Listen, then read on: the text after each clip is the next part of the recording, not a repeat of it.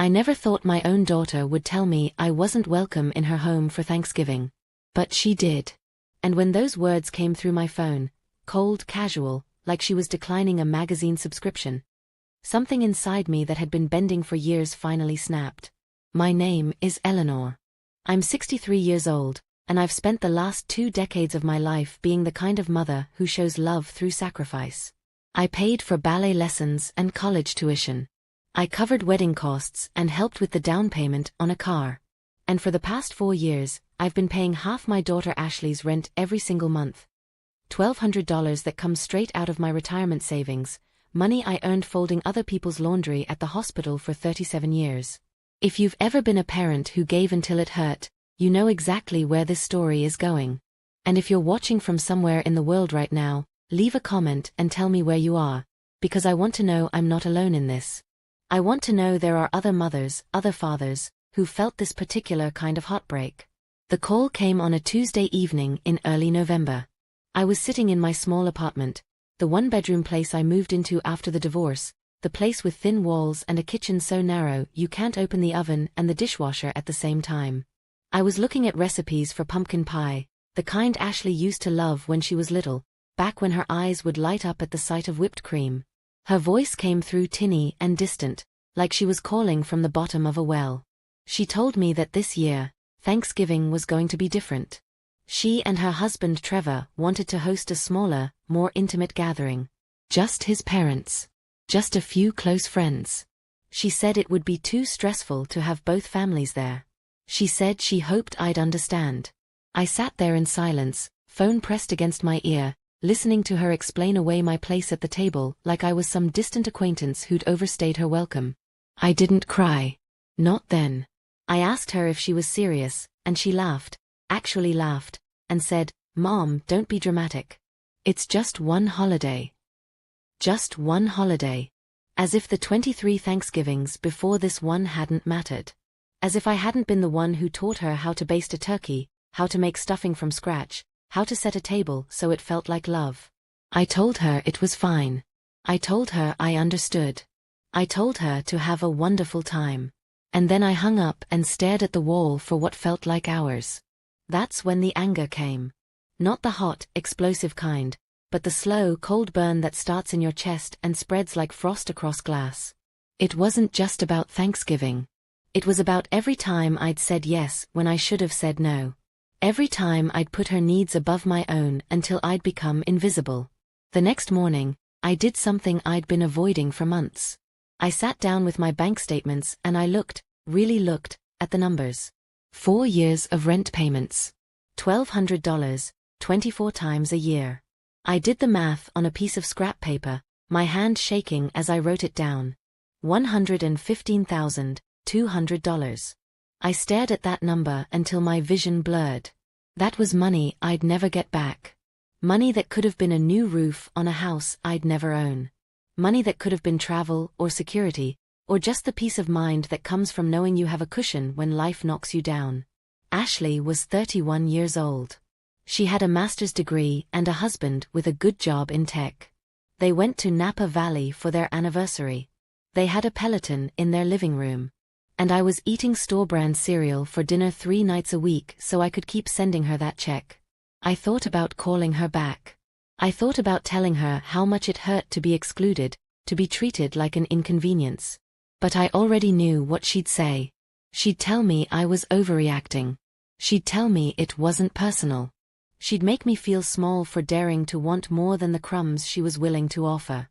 So I made a different decision. I logged into my bank's website and I went to the recurring payments section. My finger hovered over the mouse for a long time. This wasn't just about money. It was about drawing a line, about saying that my love couldn't be taken for granted anymore. I cancelled the automatic transfer. Then I closed my laptop and I sat in the quiet of my apartment, listening to the hum of the refrigerator and the distant sound of traffic. For the first time in years, I felt something strange and unfamiliar. I felt like I mattered. I didn't tell Ashley what I'd done. Not yet. I wanted her to discover it on her own, the same way I'd discovered that I was no longer welcome at her table. I wanted her to feel the absence the way I'd felt it. November crept forward. I went to work, came home, made myself simple meals. I didn't reach out to Ashley, and she didn't reach out to me. The silence between us grew heavy, like a storm gathering on the horizon. I started imagining how it would happen. The rent would be due on the 1st of December. She'd log into her account expecting to see my deposit, and it wouldn't be there. Maybe she'd check twice, thinking it was a mistake.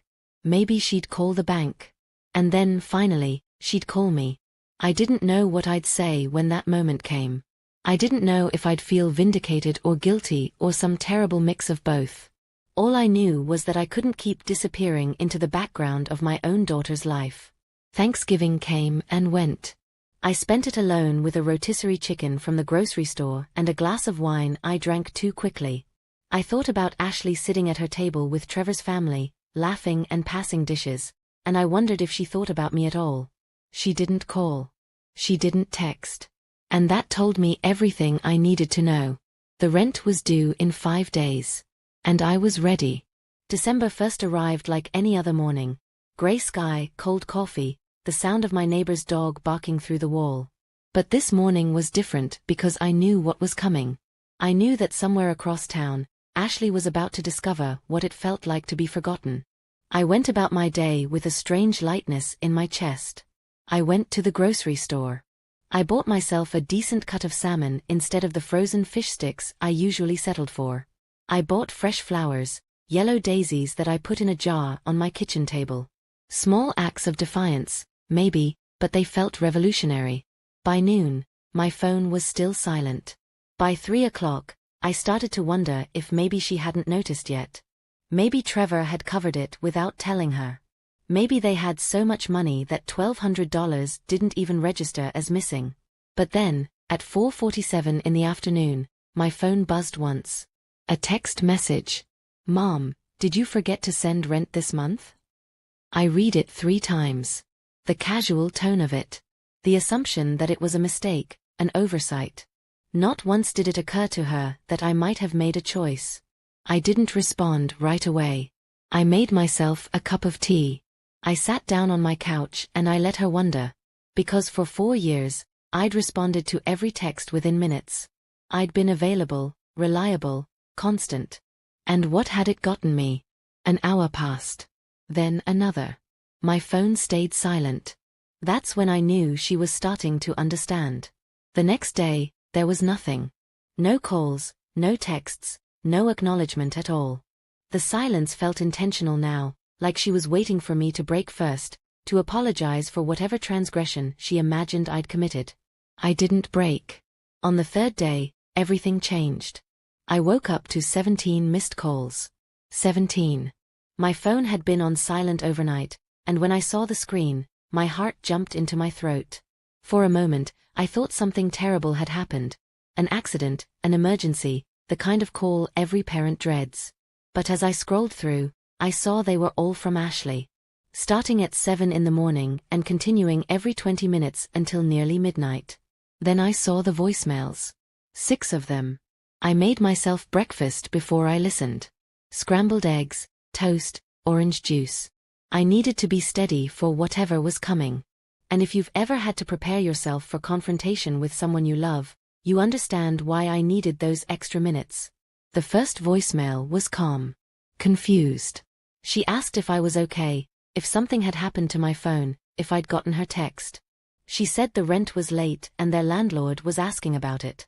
She said Trevor was frustrated and could I please call her back as soon as possible. The second one was less calm.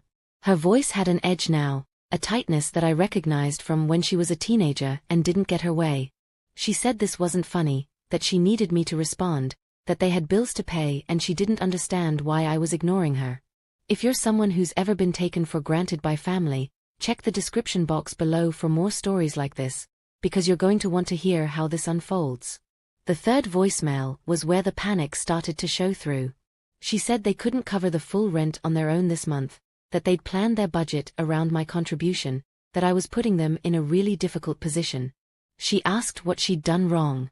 Her voice cracked on that last part, and for just a moment, I felt the old instinct to fix it, to make it better, to be the mother who absorbs all the pain so her child doesn't have to feel it. But I didn't call back. The fourth message came late that night. She was crying. She said she didn't understand what was happening, that she was scared, that she thought maybe I was mad about Thanksgiving, but she didn't think I'd do something like this. She said Trevor's parents had made some comments about her being irresponsible with money, and now she looked bad in front of his family. And there it was. The truth beneath the panic. She wasn't worried about me. She was worried about how this made her look. I sat with that realization for a long time. Long enough for the sun to set. Long enough for the apartment to grow dark around me except for the glow of my phone screen. The fifth and sixth voicemails were Trevor. His voice was tight and controlled in that way men get when they're trying very hard not to yell. He said this was unacceptable. He said I'd made a commitment and they'd relied on that commitment, and pulling out without warning was, in his words, pretty messed up. He said Ashley was a wreck and I needed to be an adult about this and call them back. I deleted all the voicemails. Then I turned off my phone completely and I sat in the dark and I let myself feel everything I'd been holding back. The hurt. The anger. The grief of realizing that somewhere along the way, my daughter had learned to love what I could do for her more than who I actually was. When my daughter realized I wasn't paying her rent anymore, she went silent for 3 days. And then my phone wouldn't stop ringing. But here's what she didn't know yet. I had spent those 3 days finding my voice. The calls kept coming. I let my phone stay off for 2 more days. In that silence, something shifted inside me. I wasn't punishing her anymore. I was protecting myself. On the 6th day, I finally turned my phone back on. There were 43 missed calls now. Text messages filled my screen, a cascade of desperation that made my chest ache. But buried in there was one message that made me stop breathing. It was from Trevor. Just 5 words. "We're going to sue you." I read it until the letters stopped making sense. Sue me. For what? For stopping the flow of money I'd given freely. For refusing to bankrupt myself for their convenience? That's when I realized this wasn't just about rent anymore. This was about control. About the assumption that my money, my time, my entire existence should bend around their needs without question or end. And that's when I decided to fight back. Not with lawyers or threats. But with something they'd never seen from me before. The truth. I called Ashley on a Sunday morning. Not because I'd forgiven her, but because I'd finally figured out what I needed to say. I'd spent a week rehearsing in my head, trying out different versions of my anger, my hurt, my disappointment. But when she answered the phone, breathless and immediate, all my careful words evaporated. She started talking before I could. The relief in her voice was palpable, spilling out in a rush of half-formed sentences. She said she'd been so worried, that she thought something terrible had happened to me, that she'd even called a few of my old co-workers to see if anyone had heard from me. She asked where I'd been. What was wrong? Why I'd disappeared. I let her finish. And then, in the steadiest voice I could manage, I told her the truth. I told her I hadn't disappeared. I told her I'd simply stopped doing something I could no longer afford, financially or emotionally. I told her that for 4 years, I'd been paying half her rent while eating store-brand pasta and wearing shoes with holes in them. I told her that I'd emptied my savings, postponed my own needs, and quietly erased myself so she could live comfortably. And then I told her about Thanksgiving. The silence on the other end of the line was so complete I thought the call had dropped. But then I heard her breathing quick and shallow, and I knew she was still there. She said my name. Just once.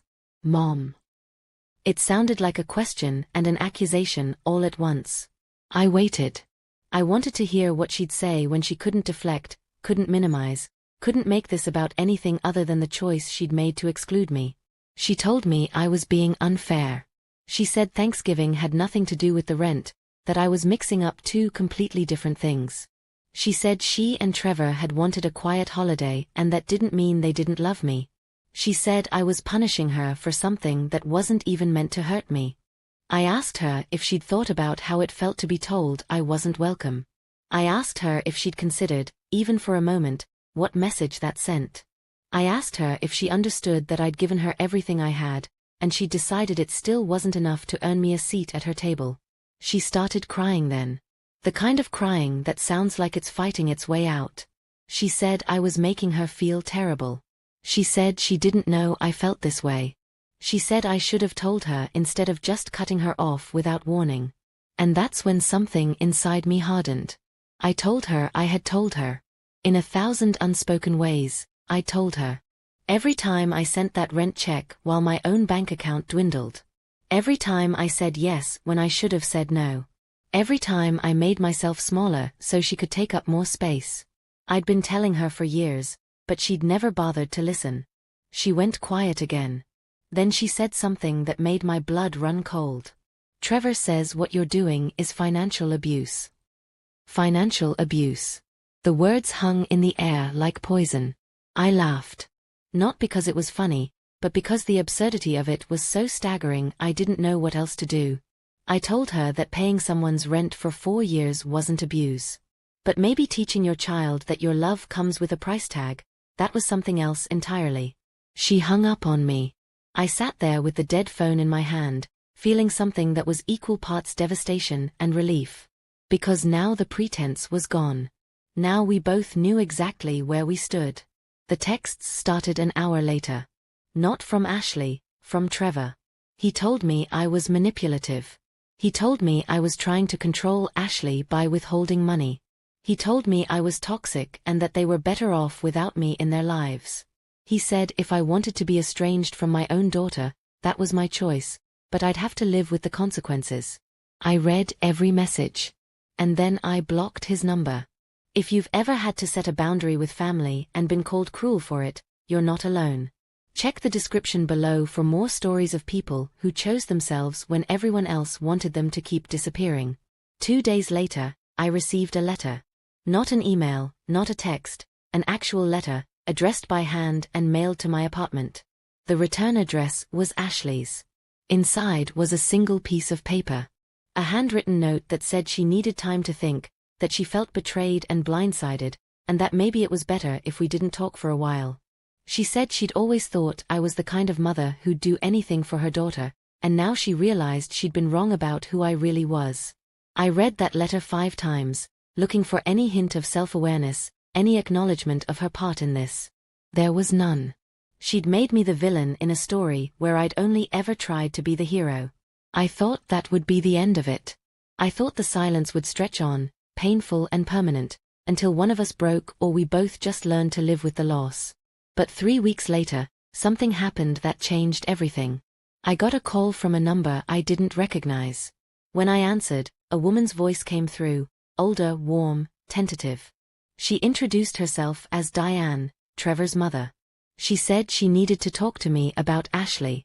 She said there were things I didn't know. Things Trevor hadn't told his own parents until recently, things that made her sick with worry. She asked if we could meet. And despite every instinct telling me to stay away, to protect myself from more hurt, I said yes. Because sometimes the truth doesn't come from the people you expect. Sometimes it comes from the unlikeliest of allies, wrapped in a conversation you never saw coming. We met at a small diner on the edge of town. Diane was there when I arrived, sitting in a corner booth with 2 cups of coffee already ordered. She stood when she saw me, and I saw the same worry in her eyes that I'd been carrying for weeks. She told me about Trevor's debt. $38,000 on credit cards that Ashley didn't know about until after the wedding. She told me about his gambling problem. Not casinos, but sports betting, online poker, things that were easy to hide until they weren't. She told me that Ashley had taken out a personal loan to cover some of his losses, and that my rent checks had been the only thing keeping them afloat. I sat there, coffee growing cold in my hands, realizing that the daughter I'd been supporting wasn't living the comfortable life I'd imagined. She'd been drowning, and I'd never even known she was underwater. Diane looked at me with tears in her eyes and she said she was sorry. She said she'd told Trevor he needed to be honest with Ashley, with me, with everyone. But he'd convinced her it would be fine, that he'd get it under control. And that's when I understood. Ashley's anger wasn't really about the rent. It was about the terror of having her carefully constructed life fall apart. It was about the shame of needing help and not being able to ask for it directly. It was about being trapped in a situation she couldn't control, and lashing out at the one person she thought would never leave. But here's the thing about being someone's safety net for too long. Eventually, you stop being a person and you become a resource. And when that resource runs out, all the love in the world doesn't matter anymore. I thanked Diane for telling me. I told her I didn't know what I was going to do with the information, but I appreciated her honesty. She reached across the table and squeezed my hand. Whatever you decide, she said, make sure it's what's best for you. Not for Ashley. Not for Trevor. For you. I drove home with those words echoing in my head. And for the first time in years, I started thinking about what I actually wanted my life to look like. It's been 8 months since I stopped paying Ashley's rent. 8 months since the calls, the accusations, the silence that followed. 8 months of learning how to live with the weight of a choice that cost me everything and gave me back myself. I won't lie and say it's been easy. There were nights I almost broke, nights I drafted texts apologizing for boundaries I had every right to set. Nights I woke up at 3 in the morning, heart racing, convinced I'd made a terrible mistake. But here's what I learned in those months. Sometimes the most loving thing you can do for someone is refuse to save them from themselves. After my conversation with Diane, I did reach out to Ashley one more time. I sent her a letter, an actual, physical letter, just like the one she'd sent me. I told her what I'd learned about Trevor's debt. Not to shame her, but to let her know that I understood the pressure she'd been under. I told her I loved her. I told her my door was always open for an honest conversation, one where we could both tell the truth about who we'd been to each other and who we wanted to be going forward. I told her that I couldn't keep being her ATM, but I'd always be her mother. I never heard back. What I did hear, through the small-town grapevine that somehow still reaches me even in this city, was that Ashley and Trevor moved. They left their expensive apartment and found something smaller, cheaper, something they could actually afford on their own. I heard that Trevor got a second job. I heard that Ashley started seeing a therapist. I don't know if any of that is true. I don't know if they're struggling or thriving or somewhere in between. And the not knowing is its own kind of grief, a mother-shaped hole that aches in weather changes and on holidays and in quiet moments when I pass by something that reminds me of who she used to be. But here's what I do know, I have money in my savings account again. Not much, but enough to sleep better at night. Enough to fix my car when it breaks down instead of praying it holds together for another month.